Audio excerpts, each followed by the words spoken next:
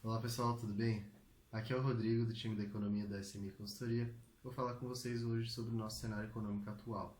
Na semana passada, o Copom cortou a nossa taxa de juros, a taxa Selic, em 0,75 ponto percentual e deixou aberta a porta para um possível novo corte na próxima reunião. No nosso cenário internacional, os Estados Unidos e a China começaram a semana passada em uma situação um pouco mais de tensão. O presidente Donald Trump ameaçou impor umas tarifas à China como punição pela maneira com que o país lidou com a situação do coronavírus, que acabou disseminando aí ao redor do mundo. Mas mais para o fim da semana, representantes comerciais dos dois países já se reuniram através do telefone e acalmaram um pouco os ânimos. Eles retomaram seu diálogo em relação ao acordo comercial que tinha sido feito lá no início do ano e concordaram em cooperar para a implementação desse acordo. Então, o receio no início da semana era de que, com essas ameaças de Trump, o acordo acabasse caindo por terra, acabasse voltando à situação de guerra comercial que a gente observava até o final do ano passado, mas aparentemente esse risco não existe mais, pelo menos por enquanto. Em relação a indicadores, as vendas varejo da zona do euro caíram 11,2% em março, um resultado mais ou menos em linha do esperado pelo mercado, mas que denuncia a fraca atividade por conta da política de isolamento social que ainda estava ocorrendo até o mês passado em praticamente todos os países. Esse mês agora, a partir de maio, alguns países já estão começando a reabrir as suas economias, então talvez a gente veja uma melhora de perspectiva para essas atividades econômicas a partir desse mês, mas ainda a atividade dele sofreu bastante com a crise do Covid-19. Já nos Estados Unidos, a taxa de desemprego passou para 14,7% no mês de março. Foi o maior aumento dessa taxa mensal desde o início da série, em 1948. Então, realmente, foi um resultado muito ruim e é algo que denuncia bastante como a economia dos Estados Unidos está sofrendo com a pandemia da Covid-19. Alguns lugares já estimam que talvez essa taxa chegue até 20%. Então, realmente é uma situação lá que está bem complicada. Aqui no nosso cenário nacional, na semana passada nós tivemos dois grandes projetos sendo promulgados no Congresso, foi o Orçamento de Guerra e o Auxílio aos Estados e Municípios. Os dois passaram com algumas alterações, tanto na Câmara quanto no Senado. No Orçamento de Guerra, além de ele criar esse orçamento paralelo para combate à Covid-19, ele também ampliou o escopo dos poderes do Banco Central, permitindo que o Banco Central comprasse e vendesse títulos tanto públicos quanto de emissores privados, claro, obedecendo uma série de regras, no mercado secundário, o que daria um controle maior para o Banco Central para conseguir estimular e ajudar a nossa economia. Em relação ao auxílio aos estados e municípios, a preocupação foi que no texto final, vários cargos que deveriam ter os seus salários congelados pelos próximos 2 anos, como contrapartida à ajuda da União, foram tirados dessa lista, então eles não terão mais seus salários congelados. Isso vai dar uma redução estimada na economia que geraria de 90 bilhões de reais. A preocupação com isso é de que haja um descontrole maior nas contas públicas nesses próximos 2 anos. Outra notícia na semana passada, foi essa de um teor um pouco mais negativo, foi a alteração da perspectiva do Brasil para negativa pela agência Fitch Ratings. Essa agência, eles avaliam o risco de crédito do país, eles mantiveram o nosso risco de crédito em BB-, que é de grau especulativo. Isso acaba sendo bastante negativo para a nossa economia e para o nosso mercado financeiro, porque ele significa que a nossa credibilidade lá fora para pegar dinheiro emprestado em relação ao governo, ela está muito baixa. Então isso tende a tirar capital aqui de dentro do país, o que acaba gerando várias distorções no nosso mercado financeiro. Em relação aos indicadores aqui do Brasil, o Índice Nacional de Preços ao Consumidor, o IPCA, de abril, obteve uma queda mensal de 0,31%, uma queda bem forte, foi puxada principalmente pela redução nos combustíveis. O item de transportes foi o item que apresentou uma queda mais expressiva. No entanto, todos os outros itens, exceto de alimentação e bebidas, que tiveram uma inflação significativa, apresentaram aí ou uma inflação pequena ou uma pequena deflação também. Então a nossa atividade também ajudou com que essa nossa inflação viesse baixa, viesse negativa. o índice em 12 meses está acumulando aí uma alta de 2,4%.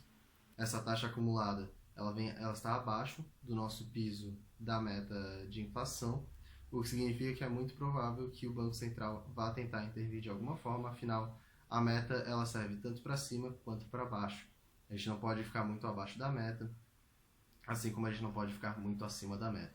Então, se a inflação ela continuar com essa tendência muito baixa, de continuar abaixo do piso da meta, é provável que o Banco Central faça cortes mais duros na taxa Selic ou utilize algumas outras políticas monetárias para trazer ela de volta para mais próximo do centro da meta.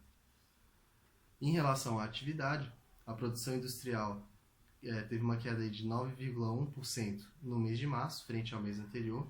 Foi um resultado muito pior do que as expectativas, era esperado uma queda de 3,7%.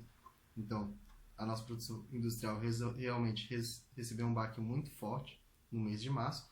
Lembrando que março ainda foi o início do nosso período de isolamento social, então é muito provável que abril nós tenhamos um resultado pior ainda da nossa produção e que deve perdurar ainda por um certo tempo, pelo menos enquanto durar essa pandemia. Como se vocês acompanharem ali no gráfico, a última queda expressiva dessa forma que teve foi lá em maio de 2018, quando houve a greve dos caminhoneiros. No entanto, como aquela não foi uma crise estrutural, foi apenas um evento pontual, no mês seguinte a gente já teve um retorno ao nível normal da atividade, o que provavelmente não vai acontecer dessa vez por causa realmente desse nosso problema estrutural que a pandemia está trazendo. Na comparação anual, então, a redução foi de 3,8%, realmente foi uma queda bem forte e vai haver um prejuízo grande na nossa produção industrial ao longo desses próximos meses. Falando sobre o greve de eventos da semana passada, então, o Copom efetuou aquele corte que eu já mencionei no início do vídeo, de 0,75 ponto percentual. A taxa Selic passou para 3% ao ano, novamente um piso histórico da nossa taxa de juros. A maior parte do mercado estava esperando um corte de 0,5 ponto percentual. No entanto, esse corte de 0,75 acabou não surpreendendo tanto, porque já se esperava que talvez pudesse vir aí cortes maiores, se não nessa reunião, nas próximas. Os pontos maiores de foco no comunicado que eles emitiram após falarem sobre a decisão foram que as medidas de inflação subjacente estavam muito baixas, ou seja, como a gente observou ali no IPCA, a gente está com inflação com uma tendência de queda, porque principalmente estamos com uma atividade muito baixa e, inclusive, a parte dos combustíveis influenciando bastante. Outro ponto foram os indicadores antecedentes, sugerindo que a atividade de abril vai ter uma queda forte. O Banco Central tem acesso a diversos indicadores que não são de conhecimento público. Eles monitoram vários fatores, às vezes muito pequenos, mas que acabam apontando mais ou menos para qual que é a tendência que a nossa atividade está indo. Então foram esses indicadores que eles viram que podem apontar aí para uma queda forte da nossa atividade no próximo mês e provavelmente já nos meses seguintes também. Um ponto importante foi que a situação fiscal ela pesou bastante para não haver um corte maior ainda nessa reunião. Eles falaram que havia surgido a sugestão de fazer um corte único de uma magnitude maior, mas vários fatores, principalmente institucionais, fizeram com que eles decidirem por fazer um corte um pouco mais moderado, palavras deles, e que fosse seguido por mais um corte na próxima reunião, da magnitude que eles acharem que for necessário. Na próxima reunião, então, eles sinalizaram que iam fazer mais um corte de até a mesma magnitude desse último de 0,75 ponto. Então, é muito provável que na próxima reunião a gente veja aí um corte mais profundo também.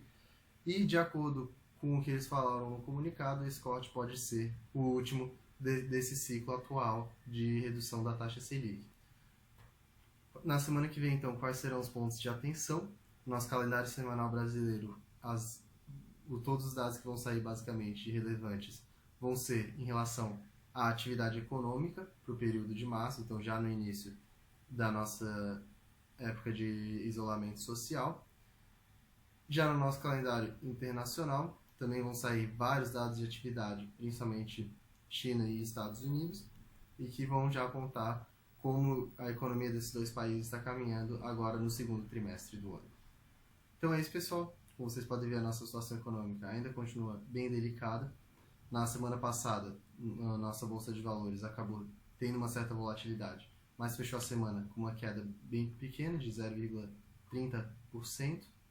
Já o IMAB acabou também tendo um resultado negativo na primeira semana do mês, ainda que tenha havido a queda da taxa Selic, mas isso foi causado mais por uma percepção um pouco pior em relação às nossas contas públicas, o que fizeram com que a taxa de juros de mais longo prazo acabassem subindo. Então, o nosso IMAB apresentou aí uma queda de 0,33% na primeira semana do mês. Caso vocês tenham alguma dúvida, alguma sugestão, por favor, entre em contato com a nossa equipe, nós estamos sempre à sua disposição. Desejo uma ótima semana a todos e até a próxima.